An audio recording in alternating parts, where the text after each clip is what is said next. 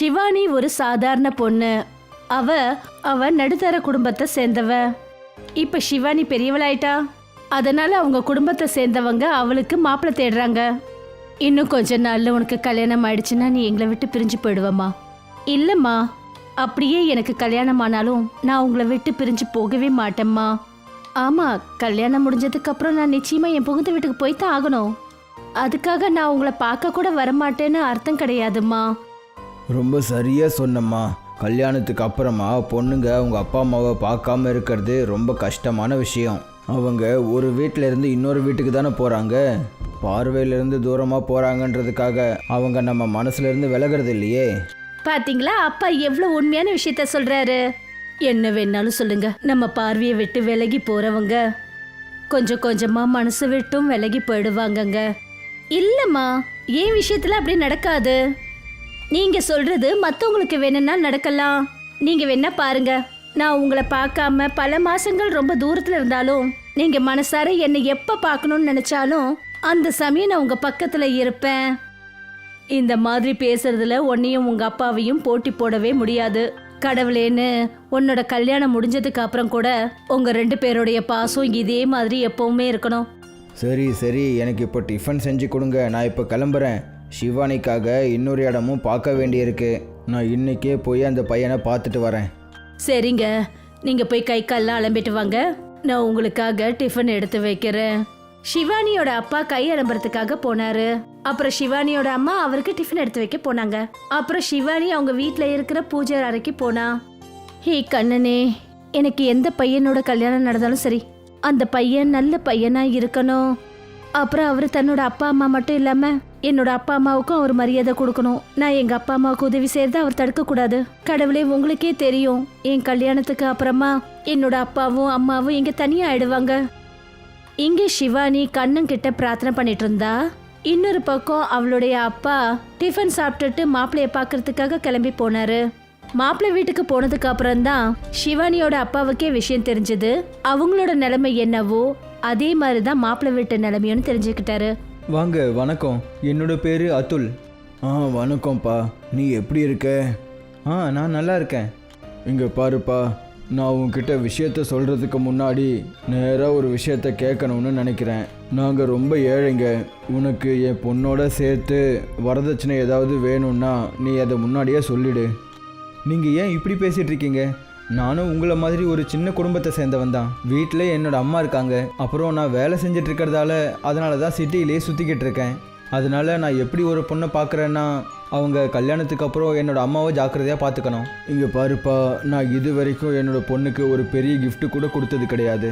ஆனால் அவளுக்கு கலாச்சாரத்தை நிறைய சொல்லியிருக்கேன். நானும் இதை தான் நம்பிக்கிட்டு இருக்கேன்.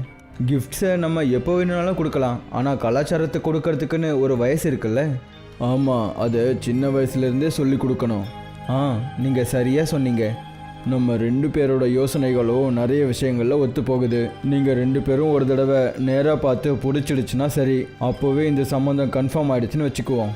நீங்கள் சொல்கிறது சரிதான். நான் எப்போ வேணும்னாலும் உங்களோட பொண்ணை பார்க்குறதுக்காக வரலாம். எப்போ வேணும்னாலும் ஏன், இப்போவே வரலாமே. சரி, அப்போது இப்போவே பார்க்க முடியும்னா வாங்க, நான் இப்போவே உங்கள் கூடவே வரேன்.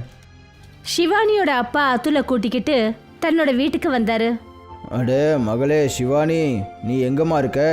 வீட்டுக்கு யார் வந்திருக்காங்கன்னு பாரு. தன்னோட அப்பாவோட குரலை கேட்டுட்டு ஷிவானி அவர்கிட்ட வந்தா. ஷிவானி பார்க்கறதுக்கு ரொம்பவே அழகா இருந்தா. அதனால அதுல் அவளை பார்த்ததுமே அப்படியே பார்த்தபடியே இருந்துட்டான். அட, நீங்கள் 2 பேரும் ஒருத்தர் பார்த்துக்கிட்டே இருக்க போறீங்களா, இல்லை ஏதாச்சும் பேச போறீங்களா? அவங்க அப்பா சொன்னதை கேட்டதுமே ஷிவானிக்கு வெக்கம் வந்துடுச்சு. நான் போய் குடிக்க தண்ணி கொண்டு வரேன்ப்பா. ஷிவானிக்கும் அதுலுக்கும் ஒருத்தர் பிடிச்சு போச்சு. அப்புறம் அவங்களோட சம்பந்தமும் நிச்சயமாயிடுச்சு. 2 பேருக்கும் கல்யாண முகூர்த்தம் நிச்சயமாச்சு. சீக்கிரத்துல அவங்க 2 பேருக்கும் கல்யாணமும் நடந்துச்சு. கல்யாணமாகி கொஞ்ச நாளைக்கு அப்புறம் அதுல் தன்னோட வேலைக்காக சிட்டிக்கு போயிட்டான். அப்புறம் ஷிவானி தன்னோட புகுந்த வீட்டுல தன்னோட மாமியாரை கவனிச்சுக்கிறதுல இணைஞ்சிட்டா. என்னால சில சமயங்கள்ல நம்பவே முடியல, என் புள்ள இப்படி ஒரு மருமகளை கொண்டு வந்திருக்கான்னு. நீங்க எதுக்காகம்மா இப்படியெல்லாம் பேசுறீங்க? இந்த காலத்து பொண்ணுங்கள்லாம் எப்படி இருக்காங்கன்னு பார்த்துட்டு தாம்மா சொல்றேன். அவங்களோட நான் உன்னை இணைச்சி பார்க்கும்போது என் பையனோட விருப்பத்தை பத்தி நினைக்கும் போது ரொம்ப பெருமையா இருக்கு. ஷிவானியோட வாழ்க்கையில எல்லாமே சரியா போய்கிட்டு இருந்தது. கல்யாணத்துக்கு அப்புறம் கூட அவ ஒவ்வொரு நாளும் தன்னோட அப்பா அம்மா கூட மணிக்கணக்குல போன்ல பேசிட்டு இருப்பா. அப்புறம் அவளுக்கு நேரம் கிடைக்கும் போதெல்லாம் அவங்கள போய் பார்த்துட்டும் வருவா. அம்மா, தீபாவளி வரப்போகுது. என்னுடைய முதல் தீபாவளிய நான் எங்க அப்பா அம்மா வீட்டுல கொண்டாடலாமா? இதுல என்கிட்ட கேட்கறதுக்கு என்னடா கண்ணு இருக்கு? ஆனா உன்கிட்ட ஒரு சின்ன வேண்டுகோள் தாம்மா. சொல்லுங்கம்மா. எனக்கும் இங்க இருந்து இருந்து ரொம்ப போர் அடிக்குது. இந்த தடவை தீபாவளிய நானும் உன் கூட உங்க அப்பா அம்மா கூட இந்த தீபாவளியை கொண்டாடலான்னு ஆசையா இருக்கு. என்னம்மா நீங்க இதெல்லாம் போய் என்கிட்ட கேட்டுட்டு இருக்கீங்க? நானும் கூட வரேன்னு அதிகாரமா சொல்லுங்க. வாங்க, நாம 2 பேருமே போகலாம். சிவானி தன்னோட மாமியாரை கூட்டிக்கிட்டு தன்னோட அம்மா வீட்டுக்கு போனா. எல்லாரும் சேர்ந்து தீபாவளியை ரொம்ப சந்தோஷமா கொண்டாடினாங்க. சிவானியோட வீட்ல அப்படியே சந்தோஷம் நிறைஞ்சிருந்தது. அப்பதான் அவளுக்கு போன்ல ஒரு மோசமான செய்தி வந்தது. அதாவது தான் புருஷனுக்கு ஆக்சிடென்ட் ஆயிடுச்சுன்னு. இந்த செய்தியை கேட்டதும் சிவானி தேம்பி தேம்பி அழ ஆரம்பிச்சா. ஐயோ கடவுளே, திடீர்னு ஏன் இப்படி எல்லாம் நடக்குது? சந்தோஷத்துக்கு நடுவுல இந்த கெட்ட நேரம் சிவானியோட மனச சுக்கு நூறா உடைச்சிருச்சு. அவ இங்கிருந்து நேரா தன்னோட புகுந்த வீட்டுக்கு போனா.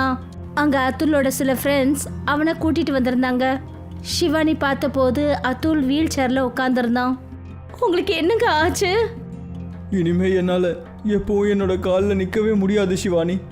இப்ப நான் உங்ககிட்ட என்ன சொல்றதுன்னு எனக்கு ஒன்றும் புரியலங்க. உங்களோட இந்த நிலைமையை என்னால பார்க்கவே முடியல. இப்போ இதுதான் உண்மை. இன்னிலிருந்து நான் வெறும் ஒரு நொண்டியாக இந்த வீட்டில் இருக்க போகிறேன். ஆக்சிடென்ட்ல அத்துல் காலை மட்டும் இழக்கல, தன்னோட வேலையையும் இழந்துட்டான். இப்போ வீட்டு செலவுக்கும் அத்துலோட மருந்து மாத்திரைக்கும் வீட்டுல பணத்துக்கு தட்டுப்பாடு ஏற்பட்டுச்சு. அதனால சிவானி வேலைக்கு போறதுக்கு முடிவெடுத்தா. இப்ப எனக்கு புரியவே இல்லை, செய்யணும்னா நான் என்ன செய்யறது? உங்க 2 பேரையும் விட்டுட்டு சிட்டிக்கு போய் வேலை பார்க்கறதுக்கும் என்னால முடியாது. அப்புறம் இந்த கிராமத்துல எந்த வேலையும் கிடைக்காது. நான் ரொம்பவே மோசமானவன் சிவானி. நான் இங்கே இருந்தும் கூட நீ வேலை செய்ய வேண்டியதாக இருக்கு. நீங்க இந்த மாதிரி எல்லாம் பேசாதீங்க. கணவன் மனைவிங்கிறவங்க ஒருத்தருக்கு ஒருத்தர் துணையா இருக்கணும். அப்புறம் நீங்க எதுக்கும் கவலைப்படாதீங்க. நமக்கு நிச்சயமா ஏதாவது ஒரு வழி கிடைக்குங்க. சிவானி ஒரு விஷயம் யோசிச்சு பார்த்தா. அதாவது அவங்க கிராமத்துல இருந்து கொஞ்சம் தூரத்துல ஒரு சின்ன ஃபேக்டரி இருக்கு. அந்த ஃபேக்டரியில நிறைய பேர் வேலை பார்க்கறாங்க. இனிமே அவங்களுக்காக மதிய உணவு ரெடி பண்ணலான்னு முடிவு பண்ணா. இப்ப சிவானி அந்த ஃபேக்டரிக்கு பக்கத்துல ஒரு சின்ன ஹோட்டலை அவ திறந்தா. கண்ணா, நீதான் எனக்கு உதவி செய்யணும். இது நாள் வரைக்கும் நான் சமைச்சதே கிடையாது. ஆனா நான் கிச்சடி செய்யறேன். இங்க வேலை செய்யறவங்க எல்லாருக்கும் நான் செஞ்சு கொடுக்குற கிச்சடி பிடிச்சிருக்கணும். சிவானி ஒரு பாத்திரத்துல கிச்சடியை செஞ்சா. அப்புறம் மதிய சமயத்துல அந்த ஃபேக்டரிக்கு பக்கத்துல போய் ஜனங்களுக்கு குரல் கொடுத்தா. அண்ணன், எல்லாரும் வாங்க, இங்க சுட சுட கிச்சடி செஞ்சு வச்சிருக்கேன். எல்லாரும் வாங்க, குறைஞ்ச காசுல சுட சுட அருமையான கிச்சடி